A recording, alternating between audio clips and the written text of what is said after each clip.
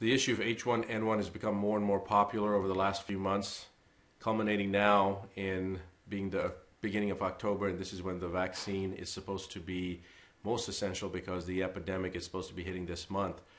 Luckily, they have not mandated any vaccine requirements as of yet, although there are 2 states that are pending legislation that will fine an individual up to $1,000 per day for voluntarily not taking the vaccine.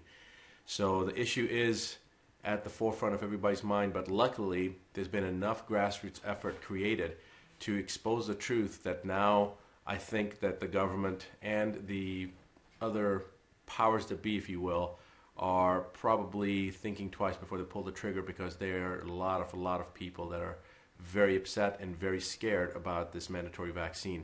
The bottom line, for those of you that don't know what's going on, H1N1 is a viral strain that essentially is attributed to the swine flu. Swine flu is not new, but the H1N1 strain is a new strain.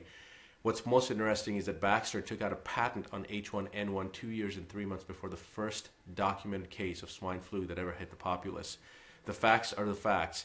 Right now, there are more people that have died from the swine flu vaccine than people have died from the swine flu. And in fact, probably more people will die from the swine flu vaccine than ever will die from the swine flu itself. The viral strain itself has lost its virulence as it's come through the Yucatan Peninsula, through Mexico, and now into the United States. So really, the big hype that they've made, this is all smoke and mirrors. It's all an illusion to scare the people. So in fact, now in the media even that's been propagating the essential need for taking this vaccine is losing its momentum, and even some of the more conventionally oriented mainstream physicians that were involved with not only the research but also the development, some of the scientists that were involved with the development of the vaccine, absolutely publicly have stated that they would not take the vaccine. It's too dangerous. They would not give it to the children, etc. So the following clip is actually from the Fox News Center, where an infectious disease physician was interviewed, and listen to what he says. You decide the truth.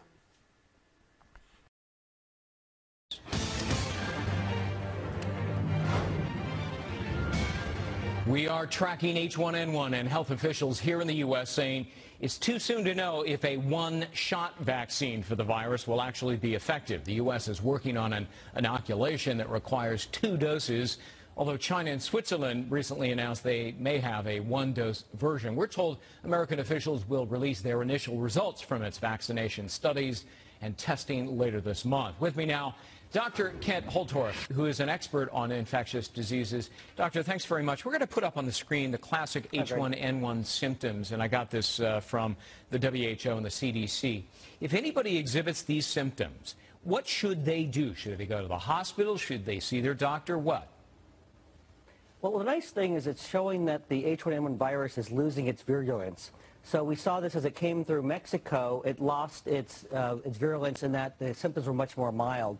And that's what seems to be happening as it's making its way back through as a seasonal flu. So basically, the recommendation is the same as the seasonal flu. If you have continued fever for more than 3 hours, call your physician. If you have recurrence of fever after it goes away, if you have a high risk, including small children, consider calling your physician. Yeah. If you do have, let's say, a kid turns blue, has blue fingernails, go to the emergency room. But it's really, there's no difference between who to take to the emergency room or to the doctor versus a seasonal versus a swine flu. In fact, if you had to choose, you'd probably choose at this point the swine flu over the regular seasonal flu. Is that right? All right, now what do you think of the vaccination? You know, I have more concern about the vaccine than I do about the swine flu.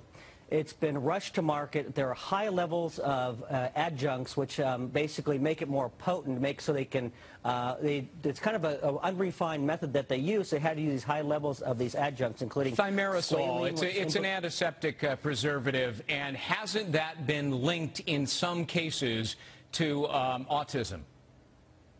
It has, and you look, it's been shown to cause autism in children with mitochondrial dysfunction. Now, and others controversial, though highly implicated. And the problem is you don't know if your child has mitochondrial dysfunction. I also worry about children and people who have blood-brain barrier dysfunction or it's not fully developed, which include children, pregnant women, chronic neurological illnesses, and chronic fatigue syndrome and fibromyalgia. I've seen these people have been devastated by these infections. All right, would you give it to your kids? I definitely would not. You would not. All right. And in fairness, I've talked to 3 doctors in 3 days now, and all 3 have said absolutely they would give it to their kids. They intend to give it to their kids. They're going to take it themselves, but you say no. I definitely would not. I've seen it devastate people with chronic fatigue syndrome, fibromyalgia, highly implicated, again, in autism. I think you're rolling the dice. It's a proven neurotoxin, has 25,000 times the level of mercury than would be considered toxic if it was a food or water. Right. And levels get up, serum levels up to 100 times the toxic level. It's too big of a risk. All right. Dr. Kent Holtorf, an expert on infectious diseases. That's the other side. We've heard both sides now. Thank you so much.